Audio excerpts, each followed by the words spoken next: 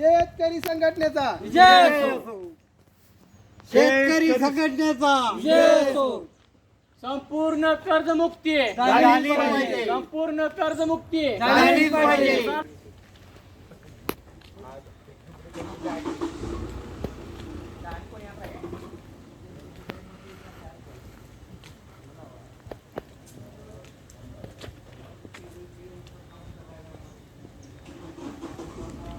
शेतकरी संघटनेचा शेतकरी संघटनेचा उसाला 5,000 भाव संपूर्ण कर्जमाफी झालीच पाहिजे. शेतकरी संघटनेचा उसाला 5,000 भाव संपूर्ण कर्जमाफी झालीच पाहिजे. रघुनाथ दादांचा विजय असो. रघुनाथ दादांचा विजय असो. शेतकरी संघटनेचा विजय असो. कर कर्जा नहीं देंगे स्वीकार का बिल नहीं देंगे. कर कर्जा नहीं देंगे स्वीकार का बिल नहीं देंगे. शेतकऱ्यांचे संपूर्ण कर्जमाफी झालीच पाहिजे. शेतकऱ्यांची संपूर्ण कर्जमाफी झालीच पाहिजे. बाईक येतो का? आज शेतकरी संघटना रघुनाथ दादा शेतकरी संघटनेच्या वतीनं राजाराम बापू सहकारी साखर कारखान्यावर ठरल्याप्रमाणे या भाजप सरकारनं इलेक्शनमध्ये तुमचं शेतकऱ्यांचा 7/12 कोरा करतो असं आश्वासन दिलं होतं व जाहीरनाम्यातसुद्धा दिलं होतं. पण सरकार ही सत्तेवर आल्यामुळं आता ते सगळं डावलू लागलं आहे.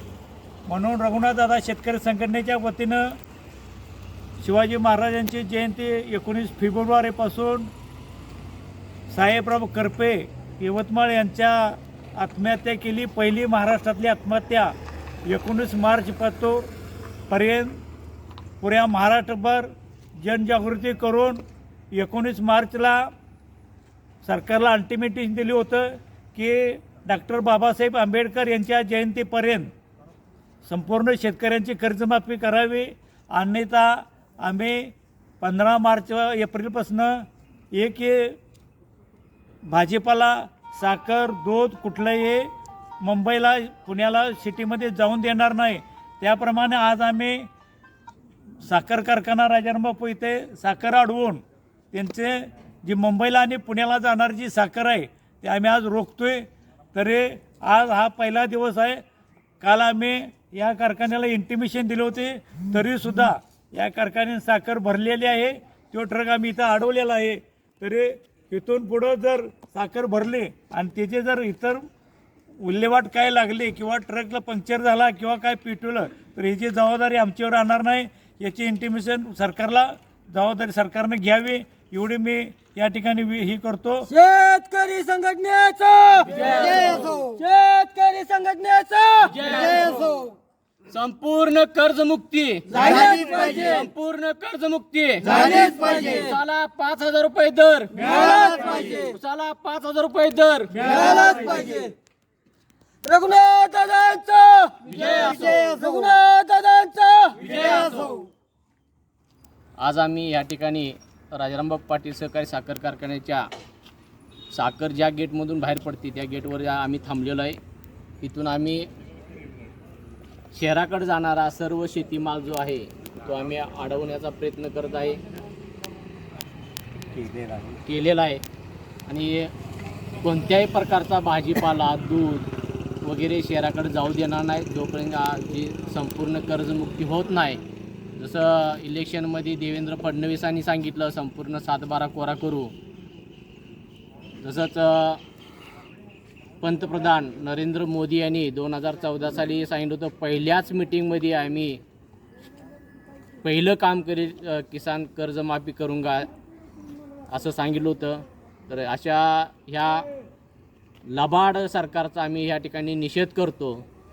हे भाजप सरकार जे आहे केंद्रात आणि राज्यात हे फार अतिशय लबाड सरकार आहे आणि ह्या सरकारमध्ये असणारे सगळे भ्रष्टाचारीच लोक आहेत. आणि अशी भ्रष्टाचारी लोक आम्हाला सांगतात 31 मार्चपर्यंत कर्ज भरा शेतकऱ्यांना. तर आम्हाला ह्या सरकारला एक इशारा देत आहे आम्ही जोपर्यंत संपूर्ण कर्जमुक्ती होत नाही तोपर्यंत कोणत्याही प्रकारचं कर्ज आम्ही भरणार नाही. आणि जे आत्महत्या करत्याला आहेत शेतकरी सर्व शेतकऱ्यांना माझी विनंती आहे कोणी आत्महत्या करू नका. आणि जेवढ्या आत्ता आजपर्यंत आत्महत्या झाल्यात हे आत्महत्या नसून हे सरकारनं केलेले खून आहेत. तर आता इथून पुढं कोणीही शेतकऱ्यांनी आत्महत्या करू नये, कुठल्याही प्रकारचं कर्ज भरू नये. संपूर्ण कर्ज ही आपल्याला जोपर्यंत माफ होत नाही तोपर्यंत हे आपलं आंदोलन असंच चालू राहणार आहे. शेतकरी संघटनेचा विजय असो. शेतकरी संघटनेचा विजय असो. रघुनाथ दादांचा विजय असो. रघुनाथ दादांचा विजय असो. आज आम्ही या ठिकाणी राजाराम बापू सहकारी साखर कारखान्याच्या कार्यस्थळावर शेतकरी संघटनेच्या वतीनं साखर अडवण्यासाठी आलेलो आहोत.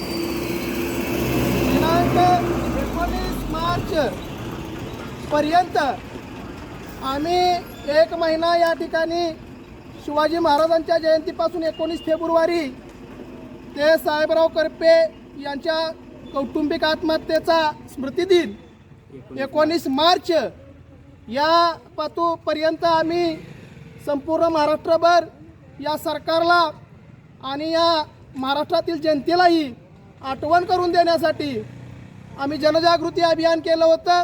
त्यानंतर पुण्यामध्ये आयुक्तालयावर जाऊन सरकारला आणि आयुक्तांना कृषी आयुक्तांना निवेदन दिलं होतं आणि 14 तारखेपर्यंत या ठिकाणी सरकारनं आमची संपूर्ण कर्जमुक्ती करावी म्हणून आम्ही अल्टिमेटम दिला होता. परंतु या ठिकाणी आज सरकारनं कुठल्याही प्रकारे या ठिकाणी या आश्वासनाची पूर्तता केलेली नाही किंवा अल्टिमेटम दिला होता यावर कसल्याही प्रकारचा निर्णय घेतलेला नाही, बैठक घेतलेली नाही. आज आम्ही संघटनेच्या माध्यमातून या सरकारला परत आठवण करून देऊ इच्छितो की आज जर या ठिकाणी तुम्ही आमची संपूर्ण कर्जमाफी केली नाही तर संपूर्ण या ठिकाणी शहराकडे जाणारा दूध, भाजीपाला, साखर, जीवनावश्यक वस्तू शहराकडे जाणार नाहीत ही दक्षता या ठिकाणी शेतकरी संघटना घेईल. शेतकरी संघटनेचा त्यानिमित्तानं आज आम्ही पहिल्यांदाच राजाराम बापू सहकारी साखर कारखान्याच्या गेटवर या ठिकाणी साखरेचा ट्रक अडवलेला आहे आणि या ठिकाणी कारखान्याच्या प्रशासनाला सन्माननीय आमदार जयंतराव पाटील साहेब, आता तुम्ही सरकारमध्ये नाही आणि या आंदोलनात तुम्ही सहकार्य करावं असं मी त्यांना आव्हान करतो. आता या आंदोलनाचा शेवट कर्जमाफी घेऊनच होईल एवढंच या ठिकाणी मी शेतकरी संघटनेच्या वतीनं जाहीर करतो.